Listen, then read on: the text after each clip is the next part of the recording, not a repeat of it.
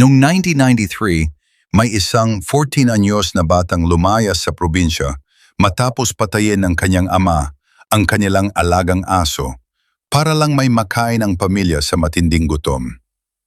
Sumakay siya bilang stowaway sa barko patungong Maynila na walang kahit isang duling. Natulog siya sa karton sa gilid ng kalsada, nagbenta ng sigarilyo at nakipagbugbugan sa mga street fight para sa bariyang 100 pesos pambili ng bigas. Dahil kulang sa timbang para sa kanyang unang opisyal na laban, naglagay pa siya ng mga bakal sa bulsa para lang makatuntong sa timbangan.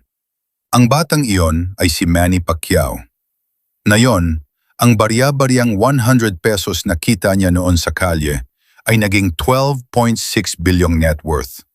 Ang batang walang matulugan noon, may-ari na ngayon ng 2.3 bilyong mansyon sa Forbes Park at Beverly Hills Estate.